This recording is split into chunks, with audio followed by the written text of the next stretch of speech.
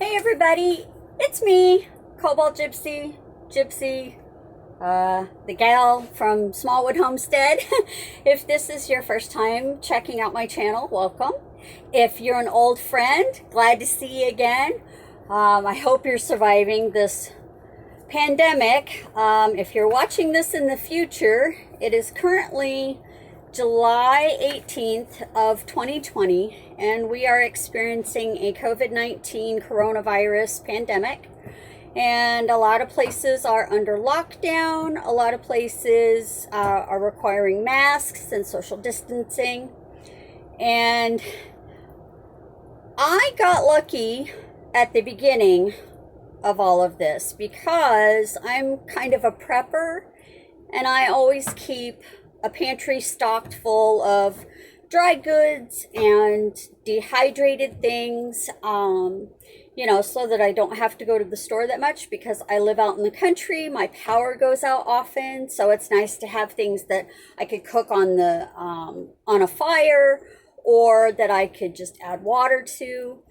And in doing that, I haven't been doing a lot of grocery shopping. Well, I've used up a lot of my stores. So what I'm doing now is replenishing.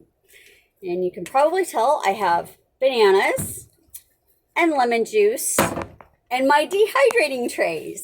And please forgive the camera, it's kind of propped up in a weird way. There are lots of videos out there on how to dehydrate bananas, make homemade banana chips.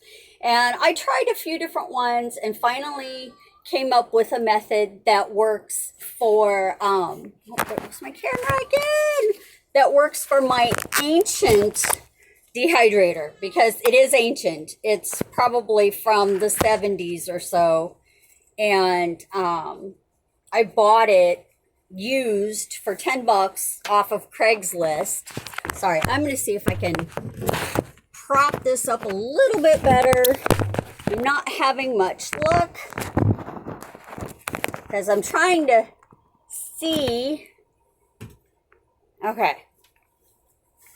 Anyways, as I was saying, I have an ancient dehydrator and I kind of played around with it. And what works for me is to take my sliced bananas and put them in a little bit of lemon juice before I put them in my dehydrator. And then I space them about a ½ inch apart in my trays, which you can kind of see. Well, they're all sliding now, but about a ½ inch apart is what I do. And that way enough air gets around them so that they can dry. And I like the lemon juice just because I've noticed it helps them not discolor as much as without the lemon juice. Now, if you've got a brand new dehydrator, you might find that you don't need it. But I don't know. I just like the way they look when I've dipped them in the lemon juice before dehydrating. And I realized that, again, it's been a while since I've made any kind of homesteading kind of videos. And for that, I do apologize. I have been trying to learn how to deal with this quarantine. I'm pretty isolated as it is because of where I live. And being in lockdown has made that isolation a lot worse.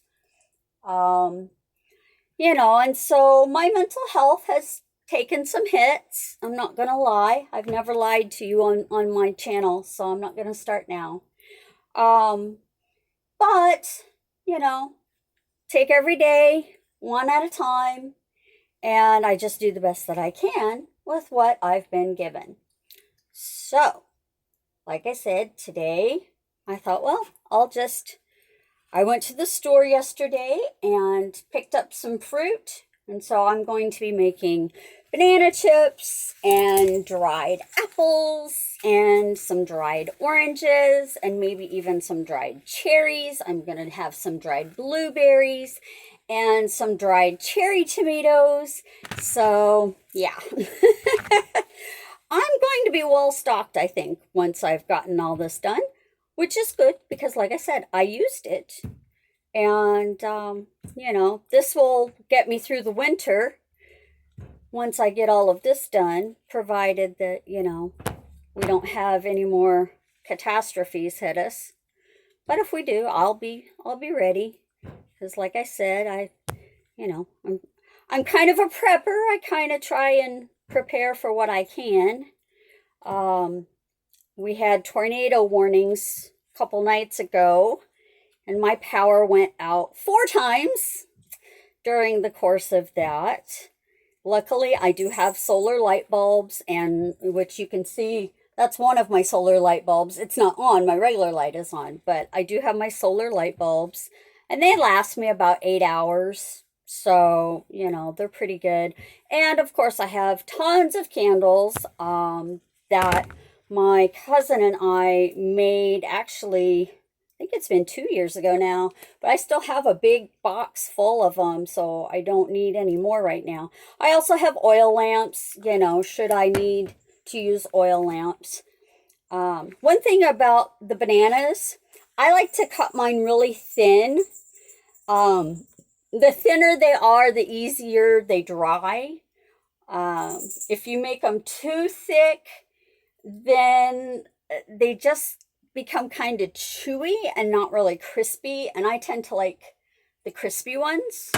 So there's one and done. Oh, you can see at the bottom how I space them apart. And I've actually cleaned off this shelf that I have above my washer and dryer.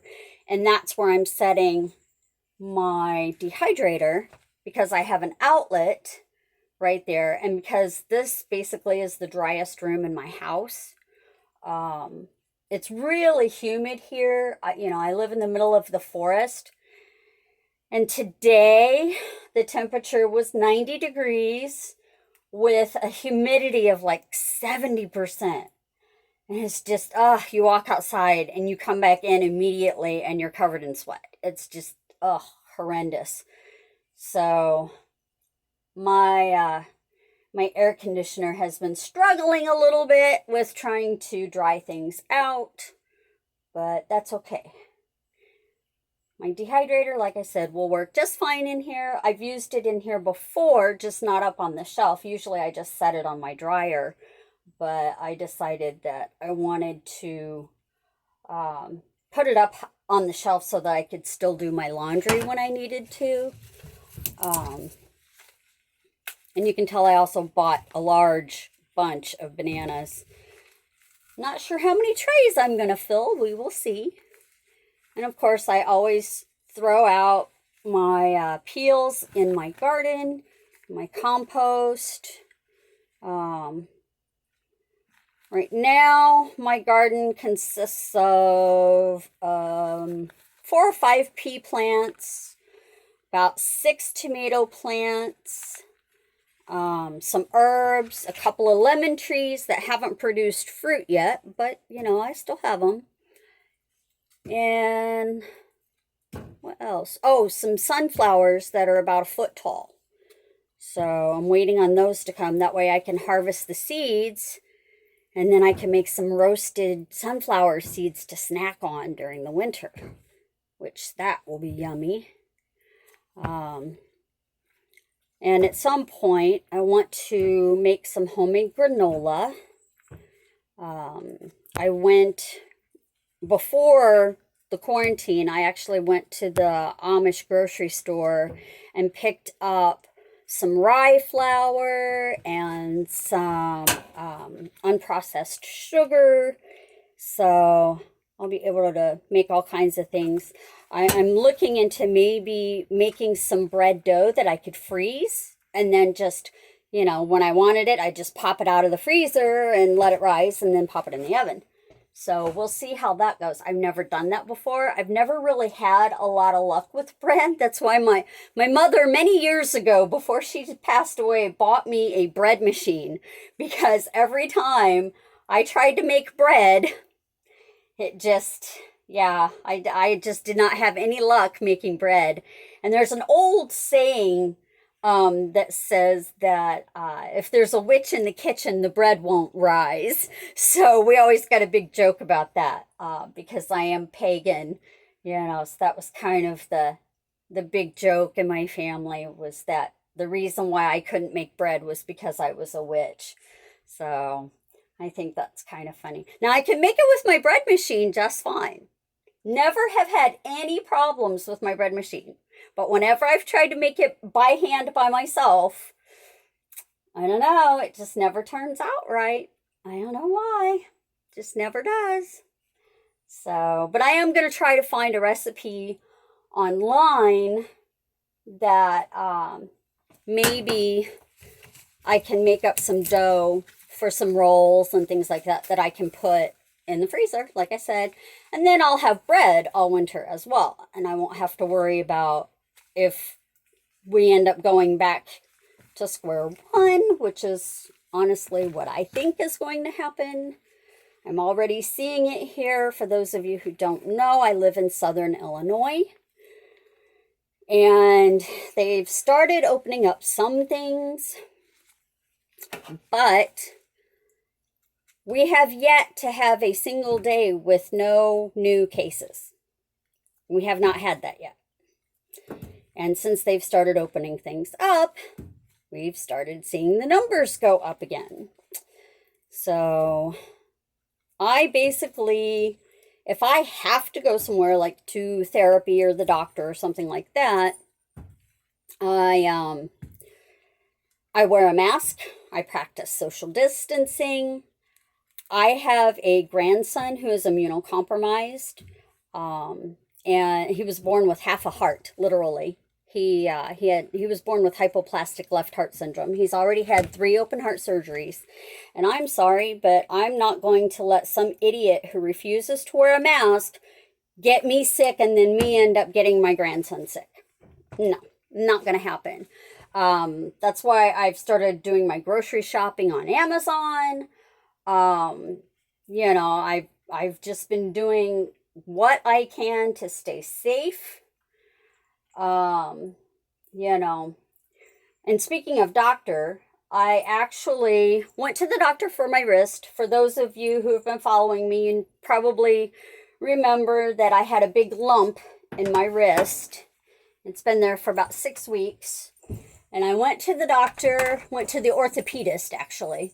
And the orthopedist said that I had a ganglion cyst and I had it aspirated. It was about the size of a quarter. And they aspirated it, and I have to keep it wrapped up, which is why I'm using gloves, because I have to keep it wrapped because they stuck needles in there. And I have a checkup in 3 weeks, and as long as the cyst doesn't come back, all's good. But if it comes back, I have to have surgery. So please, please, please think good thoughts that I don't have to have surgery, because I really don't want to have surgery. I don't do well with surgeries. I never have. I'm really hard to wake up, or I wake up in the middle of the procedure in excruciating pain and then they have to knock me back out again. Yeah, I know, it's weird. So, you know,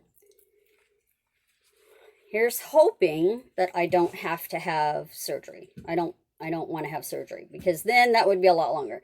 Now, luckily, when I'm writing, I am right-handed, but I'm pretty ambidextrous with everything else. You know, I open jars left-handed. I open car doors left-handed. I'm a switch hitter in softball. So, if I do end up having surgery, it's going to get into limiting me quite a bit. I also crochet, and if you know what crochet is, you have to use both hands. Yeah. If I end up having surgery, it's gonna mess with me a little bit. So I'm already putting together a winter sadness box, because I do suffer from seasonal affective disorder, which basically means that if it's gray and cloudy consistently, I get really depressed. And so what I try to do is make up like activity boxes for myself. And I put things like craft magazines and small craft kits and, maybe some coloring pages or stationery so I could write a friend in the box. And that way, all I have to do is just, get in the box if I feel depressed or anything. So I'm working on that right now. I just finished making a set of masks for a local business. They actually hired me, which was really nice because right now I am waiting for my disability hearing and I can't get a job or anything. Of course, there's no jobs available right now anyway. So the only way that I am able to make a little bit of money is by doing the masks, making the masks. My son, bless his heart, he has been taking care of me financially since, March, I think? Yeah, since about March. Well, since right before the pandemic happened, he started taking care of me financially. He's a good boy. I shouldn't call him a boy. He's a man. He's 28 years old. And I so appreciate his help. And then I've had other friends who've not helped me financially, but have come over or video chatted with me, to kind of help my mental state. So I'm very, very, very thankful. And I would encourage you guys to call on your neighbors, call on the elderly in your neighborhood. All it takes is a phone call to say, hey, are you doing okay? Do you need anything from the store? Do you need help with anything? Because when I first hurt my wrist, I needed help with, taking care of my animals and cleaning my house and all kinds of things like that. Because I couldn't do it. I couldn't lift anything up with my left hand at all. I'm getting better. Now I can lift a bowl of bananas, which, 3 days ago I couldn't do that. So that's something. But yeah, call and check on your neighbors. Check on people or even if you don't know, if you just know that you've got an elderly person in your neighborhood, or you've got a person who has children in your neighborhood, drop them a note and say, hey, if you need anything, let me know. I'm here for you. Because the only way we're going to get through this is if we do it together. That's the only way. And I have been encouraging lots of people to just reach out because, your neighbors may not know that you are willing to help them, and they may not feel comfortable asking because they don't know you. So if you, if you put that out there first, then they're probably going to respond, and they may say, hey, thanks, no problem, I don't need anything, but you never know. You might find that 70-year-old person that can't get around much and that isn't, technologically savvy. And so they don't know about ordering online, or they may not feel comfortable ordering online, and so maybe you can help them out. Oof. I think I've done 9 bananas and it's making 4 trays. 9 bananas made 4 trays for me. So that's a lot of banana chips, which I will love come winter. Absolutely love it. It's kind of funny, actually. I have been watching this program called The Last Alaskans, and it made me start thinking about, I really ought to start storing up again. I've used quite a bit of my reserves since the beginning of the pandemic, because they're Basically, it's about people who are the last ones living in the Arctic Wildlife Refuge. And there's only 7 families that are allowed to live there.